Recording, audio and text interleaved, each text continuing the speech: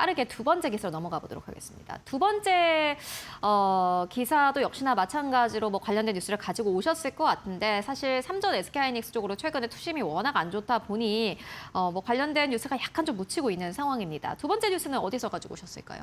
예, MIT 테크놀로지 리뷰라고 해서 이 MIT 그 대학에서 만드는 이제 그 잡지입니다. 근데 MIT 테크놀로지는 MIT의 특성답게 대학교 수준에서 새로운 신기술이 막 재미있는 신기술이 많이 나오거든요. 그래서 그런 신기술이 시장에 들어가기도 하지만 어쩌 시장에 들어가기 위한 기본적인 모판을 해야 하는 것이 이제 대학교 실험실인데 거기서 재미있는 기술을 주로 소개하는 이제 그 매체가 MIT 테크놀로지 리뷰입니다. 근데 어저께는 이런 신기술이 아니고 삼성전자, SK하이닉스에서 벌어진 인재 전쟁, 또는 이제 삼성전자에 실망한 많은 인재들이 SK에서 넘어가고 있다는 것을 갖다가 아주 이제 심층 분석한 기사를 내놨습니다. 이거를 자세히 살펴보도록 하겠습니다. 네, 알겠습니다. 굉장히 재밌는 기사를 가지고 오셨어요. MIT 테크놀로지 리뷰에 나온 기사.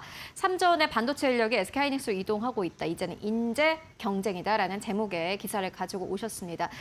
이 기사에는 어떤 내용이 담겨져 있습니까? 예, 뭐 우리가 알다시피 이제 SK하이닉스는 작년부터 노사 합의를 하면서 영업이익의 10%를 갖다가 정규직 직원에게 배분하기로 했죠. 그러다 보니까 상대적으로 박탈감을 제일 큰 느낀 사람은 누구냐? 삼성전자의 연구원들이죠. 왜냐하면 본인들이 제 생각에는 뭐 많이 그랬을 것입니다. 삼성전자랑 SK하이닉스 둘 다 지원을 해서 갈 수가 있었는데 대부분 이제 SK하이닉스가 아닌 삼성전자를 갖다가 선택을 했겠죠. 그분들이 이제 자괴감을 느끼는 이제 3년 차에서 한 10년 차, 특히 10년 차 정도 되면 당시만 해도 SK하이닉스가 삼성전자에 뭔가 이렇게 그 견줄 만한 것이 없었습니다. 하지만 이 HBM 사태로 말미암아서 삼성전자 위상이 추락을 하고 영업이익이 추락을 하고 SK하이닉스가 독보적인 영향을 갖게 되니까 아까 말씀드린 대로 단순한 영향에서 끝이 않고 영업이익의 10%를 나눠주기로 노사가 작년에 결정을 했죠. 그때문에 삼성전자 연구원들이 야 이렇게 해서는 못 살겠다라고 파업에 직면할 정도였습니다. 근데 결국 이제 극적으로 파업을 갖다가 하지 않았는데 이 부분 여파가 그대로 있다 보니까 이번에 MIT 테크놀로지 리뷰는 뭐라 나왔냐면 한 팀에서 30명 정도 한 팀에서 팀장 2명 제외하고는 모두 28명이 이제 하이닉스에 지원을 했다는 것입니다. 이 지원한 당사자 갖다가 MIT 테크놀로지 리뷰가 직접 인터뷰를 해가지고 이제 뽑아낸 기사이기 때문에 상당히 충격이 크다라고 볼 수가 있겠습니다. 네, 이게 보니까는 저도 이 기사를 읽어봤는데 이렇게 이야기를 하더라고요. 삼성전자 반도체 사업부에서 근무하는 한 엔지니어가 퇴근 후에는 프로젝트를 위해서 야근을 자주 했는데 이번에 좀 다르다. 집에 가서 이직 자소서를 썼다. 예, 이렇게 예. 이야기를 하더라고요. 예. 일단 뭐 이 기사에 나온 내용이 사실 익명의 뭐 이제 제보자와 뭐 인터뷰를 한 거기 때문에 어느 정도까지 진실인지 모르겠습니다만은 어쨌든 간 이게 트렌드는 맞는 것 같아요. 이런 흐름을 좀 어떻게 보면 되겠습니까? 예. 그러면 지금 화면을 보신 분들은 야 삼성전자도 결국 적어도 반도체 DS 사업분만큼은 이제 인센티브를 나눠주긴 했잖아. 왜 근데 여전히 이 여파가 그대로 이동되고 있지?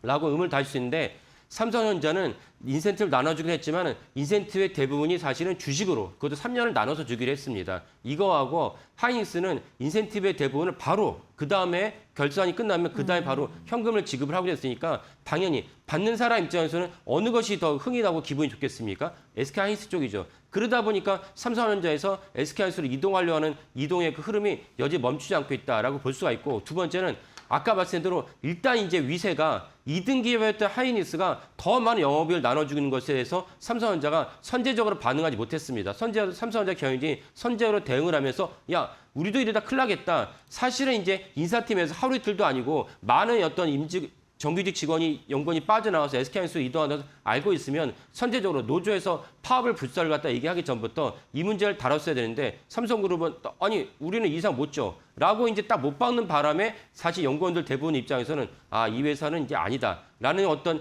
사기의 어떤 저하가 이 문제도 크지 않았을까 싶습니다. 그래서 MIT 테크놀로지 리뷰가 이제 인터뷰한 연구원을 얘기를 들어오면 30명 중에서 2명 빼고는 다 28명이 이직 준비를 하고 있다는 것인데 이건 상당히 충격적이고 삼성전자가 지금이라도 더 이제 능동적으로 대처해야 된다라고 생각을 합니다. 사실 이제 내부적으로도 약간 인센티브로 인해서 삼성전자는 약간의 좀 갈등 같은 게 있잖아요. 그렇죠. 그러니까 네. 내부라고 말씀하신 건 결국 무엇이면 DS 사업부는 반도체 메모리 사업부는 그나마 괜찮지만 같은 반도체여도 파운드리는 사실은 영업 적자를 계속 유지하고 있으니까 오늘 삼성전자 컨퍼런스 콜을 할 것으로 예상되는데 컨퍼런스 콜에서 얘기가 나올 것입니다. 도대체 2분기에는 파운드리가 흑자 기록했냐?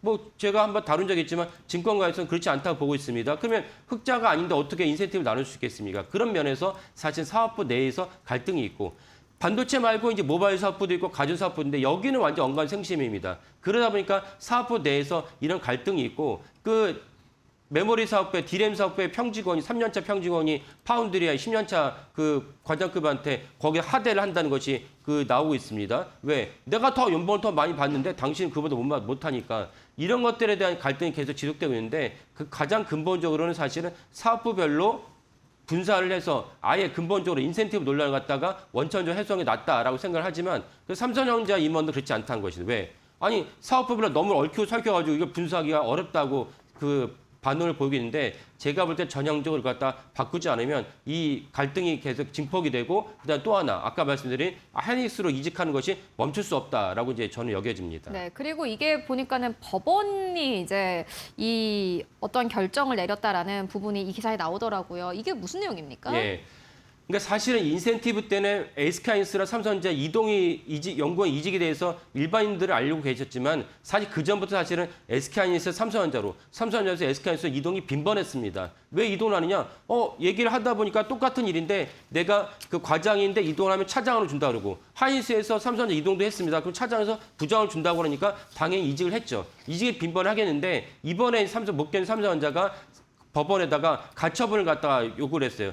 연구원이 한 명이 SK하이닉스 이동하는데 이 사람을 갖다가 이제 이직을 막아달라 했는데 부분 승소를 했습니다. 이건 되게 이례적입니다. 아까 말씀드린 대로 양사 간의 이직이 빈번하기 때문에 삼성전자가 이런 식으로 이제 그 SK하이닉스의 심기를 갖다 건들면은 SK하이닉스 입장에서도 아니 많은 사람들이 또 삼성전자 예전에 이동을 했거든요. 그 이동한 것에서 문제를 삼을 수가 있습니다. 이런 것들에 대한 법원이 이제 가처분을 인용을 했는데 사실은 이게 법원에서 이제 판결을 내리기보다는 아까 말씀드린 대로 양측의 최고 경영자가 합리적으로 결정한 것이 타당하다라고 말씀을 드리겠습니다. 네, 알겠습니다. 이렇게 두 번째 기사까지 함께 만나보고 왔습니다. 삼성전자, SK하이닉스 관련해서 이건 또 시장 기업의 경쟁력과 관련된 부분이기 때문에 함께 확인해 보시면 좋을 것 같습니다. 지금까지 타키온의 조우진 대표와 함께 이야기 나눠봤습니다. 말씀 고맙습니다. 네, 감사합니다.